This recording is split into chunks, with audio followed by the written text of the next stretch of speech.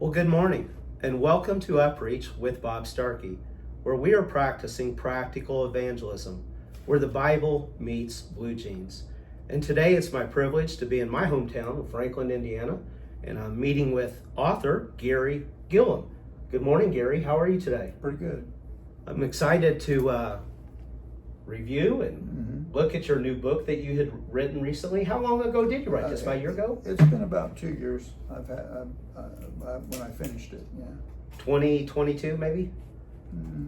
it's right after COVID. So Yeah. 2020. yeah, I wrote it during COVID. I had a lot of time on my hands. Is that right? Yeah. So that was the motivating start, just to...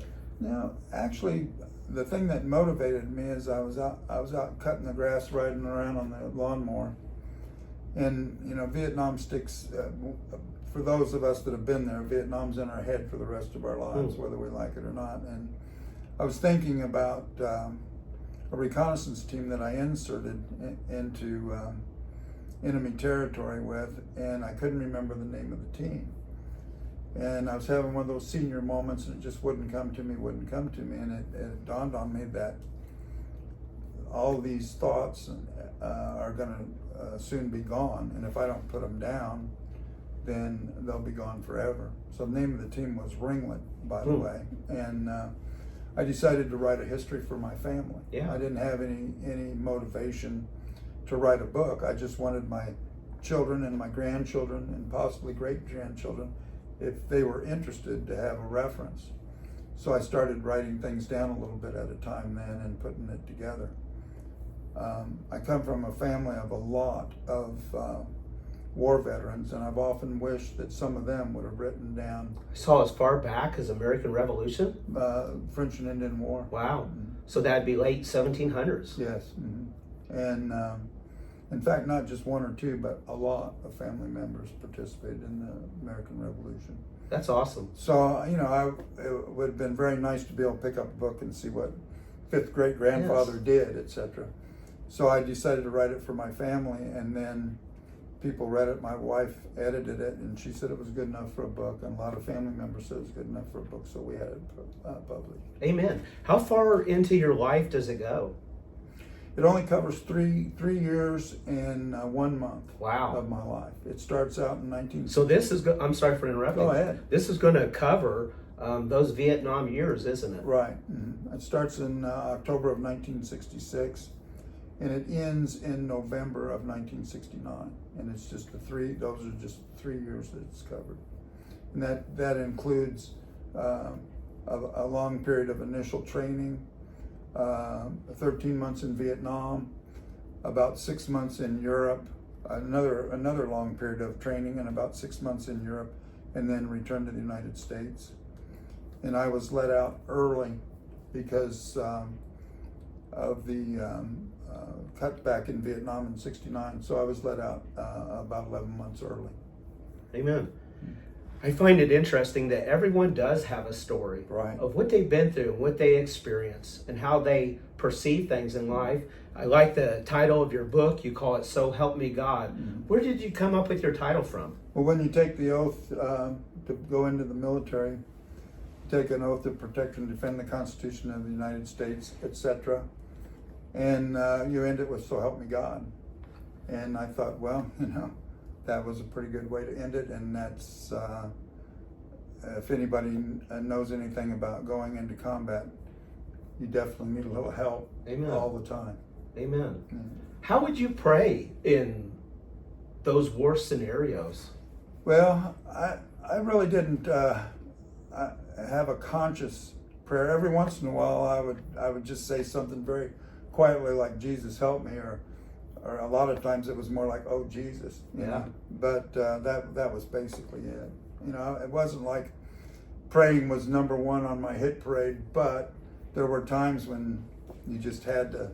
It's more of a spirit of prayer, isn't it? Like my mother used to always say, give me strength, Well, that's something that you needed that all the time. So yes. I like that we were talking before the interview, and you were mentioning So Help Me God was the end of the oath. And I like it that you would enter your military career with that, with that prayer. And now it's time to go fight, isn't it? it wasn't just me. That everybody takes that. Everybody takes that oath. It doesn't even necessarily mean it's so help me God is a Christian thing. It can be different Right. gods. Yeah.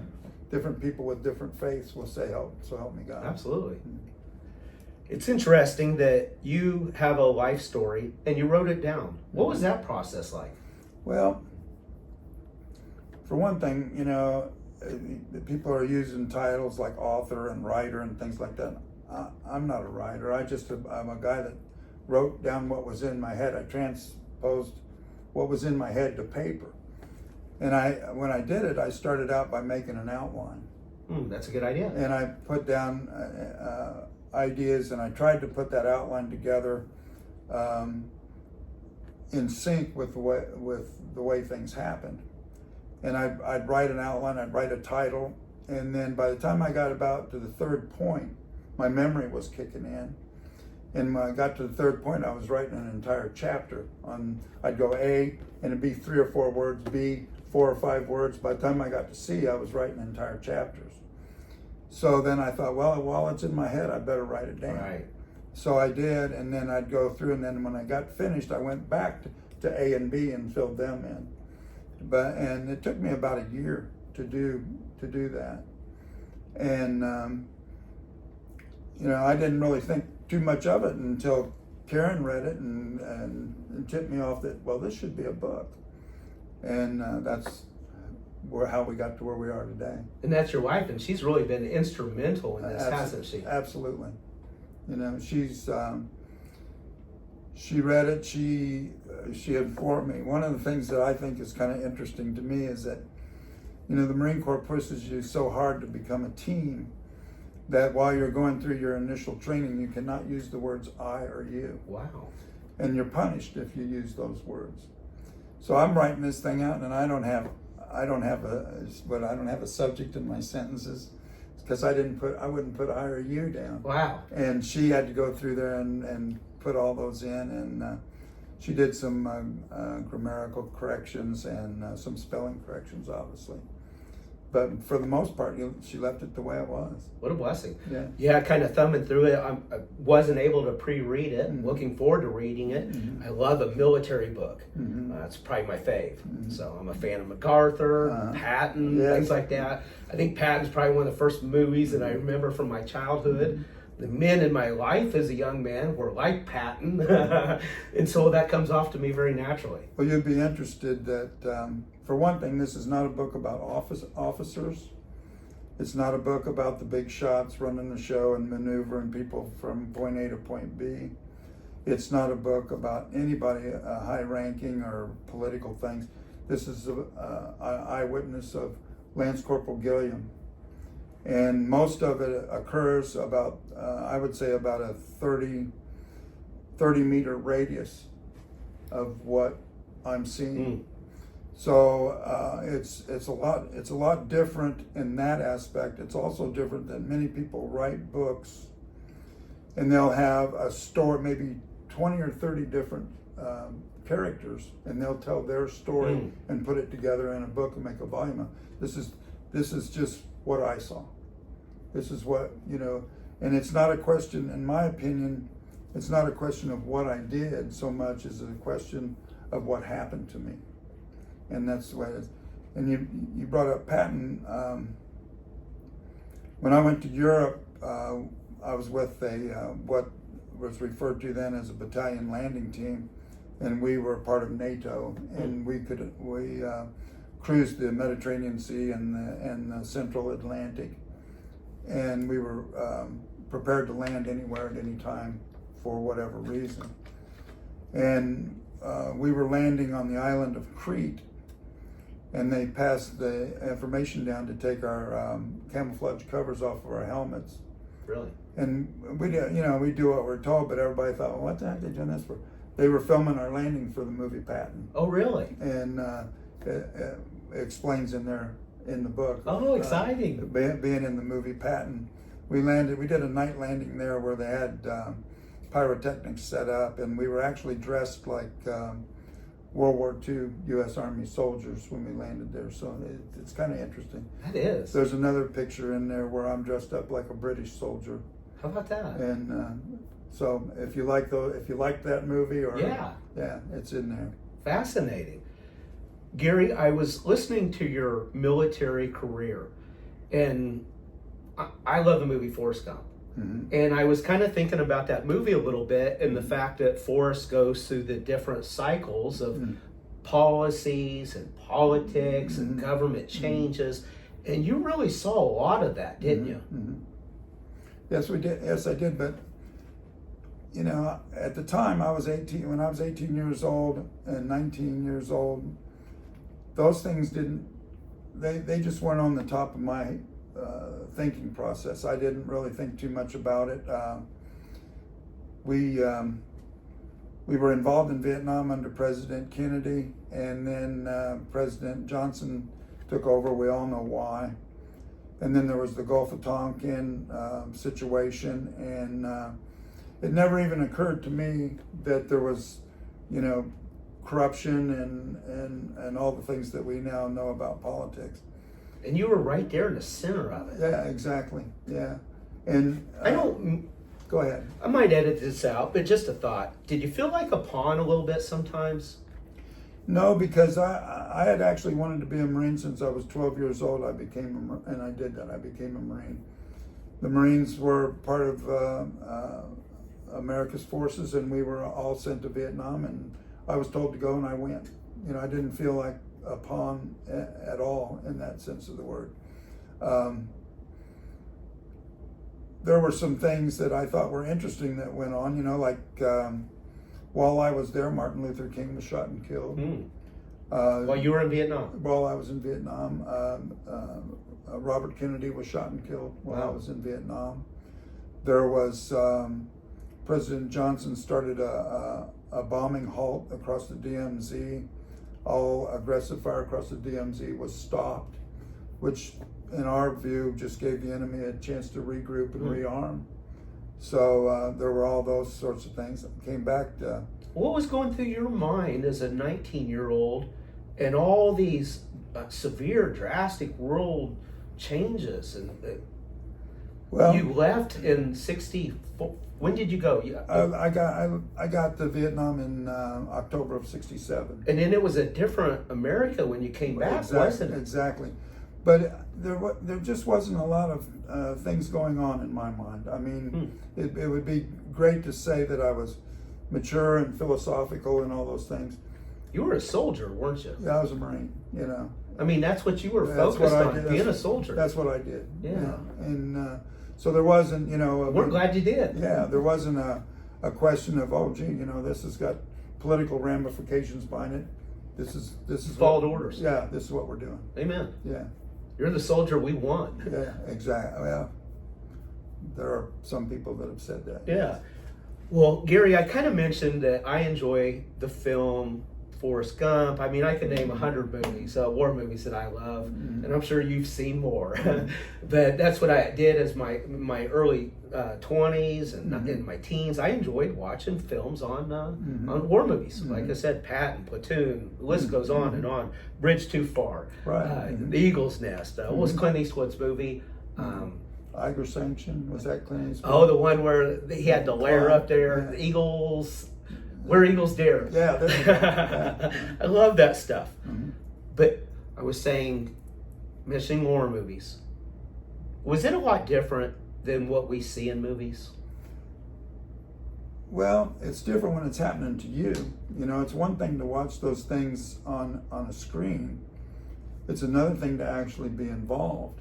When you're watching something on the screen, you usually got a bucket of popcorn and a Pepsi or whatever. And you're going home that night. Yeah, and you're going home that night.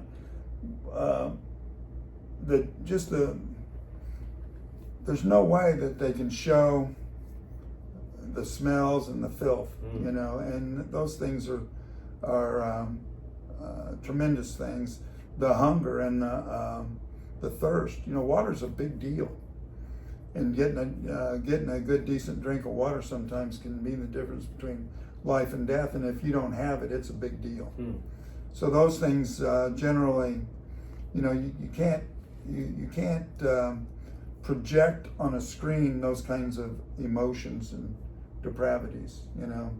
The other senses, Right? what you hear, you were saying, what you smell, what you taste. Yeah, exactly. And the just plain flat scared, just the bejesus scared out of you all the day on time. That's something that as preachers we often say we don't need foxhole religion. What do you think about that, Gary? Well, I think that pretty much everybody gets pretty religious when you're dug in, But it's not like John Wayne. John Wayne can be a big hero, and he knows he's going to go home. He's going to clock out and go home at some point in time. And that's another thing about my book. My book's not about heroes. I mean, there's this is just a book about one guy that slugged it out. There's nothing in my record book that says anything about above and beyond the call of duty, or with complete disregard for his own safety, or single-handedly. But none of that's, it's just not that. Gary, I am 52 years of age. Mm-hmm. I'll definitely edit that out. Mm-hmm. And but Gary, I'm in my early 50s, and I remember until about 2001.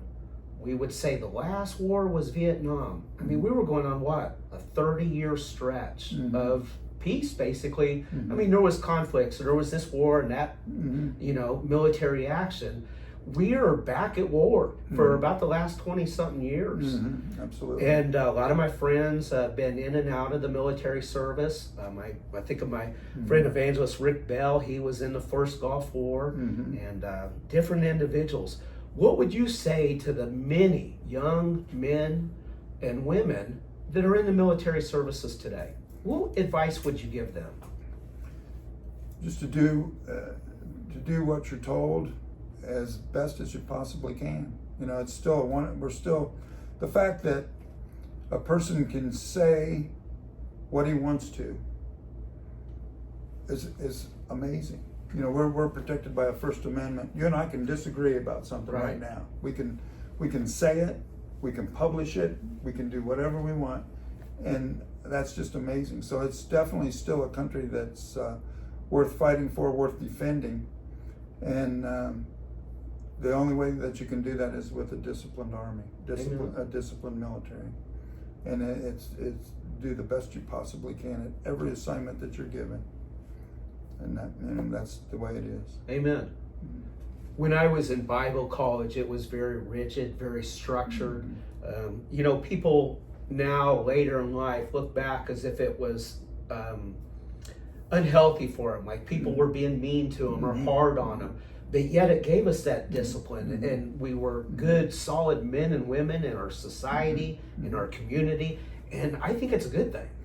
Well, I do too. If most of our citizens had the same drive and discipline that we put into football teams, right, we'd be our country would be much better off. Now, I'm not talking about blind discipline. Right. If something's wrong, you need to stand up for it and say this is incorrect. But look at the leadership and the discipline and the drill that goes into a football team every day, gone day. They're going for one thing, and that's try to win that ball game. And we as a country, we just kind of kick back, and a lot of people go their own way and criticize everything. And that, that's kind of why we're in kind of some of the situations that we're in right now. Gary, I like your hat. It says the Tun Tavern, established 1775, born in a bar. What's that about? Well, the Marine Corps was started in a bar called Tun Tavern in 1775. So people are kind of proud of the fact that we started in a bar. That's interesting. Is it still around? No, but they're in a process right now of rebuilding a replica of Tun Tavern in Philadelphia. And I don't know how close it is to the original site, but I think it's very close to the original site. Gary, I couldn't imagine the mental and emotional trauma maybe that you experienced during your 3 years in Vietnam. you mentioned a phrase that I'd never heard before. You said survivor's mission. Mm-hmm. What is survivor's mission? Well, I actually did not know about this until 50, 60 some years later. But people that, it's not uncommon, I was told, that people that go through a traumatic experience, a near-death or life-and-death experience, will develop some sort of a survivor's mission. Like if, say, for instance, you're in a bad accident and you survive, and then you have this desire to work in a homeless shelter or do something good for humanity. It's almost like God's given you a second chance. Let's do something good with it. You know, like the slogan for Tunnel to Towers: while we have the time, let us do good. And that's something that a lot of people develop a survivor's mission. I personally did not know I was doing that, but when I got out, I did seek out a job. Eventually became a paramedic, and for 32 years I ran the streets of Indianapolis, etc. You know, it was a survivor's mission, although I didn't know about it until many years later. It's definitely become our local war zone, hasn't it? The streets of Indianapolis. Absolutely. Well, you were definitely on the front lines Mm-hmm. once again. Yeah. That's amazing. Gary, what do you do with the money from your book? Well, it immediately goes to my wife, Karen, and she has donated some to Tunnel to Towers, some to St. Jude Hospital, and she's sent some kids to CY, Catholic Youth Organization camp in Brown County. So it hasn't been a lot of money, but we're actually doing better than I ever dreamed. But it'd be nice to really do something, you know. Like what? Like give more money to those places that I just told you. Feels good, doesn't it? Yeah, it does. Yeah. Bible says it's more blessed to give. Yeah. Well, that's her. I was all for keeping it, but she every time I look over there, she's writing a check to somebody. So That's awesome. yeah. Good stuff. Gary, where can we find your book? We saw it basically off of our Facebook page. If you send a note to us, we will send back the address to send us a check, or we also have PayPal.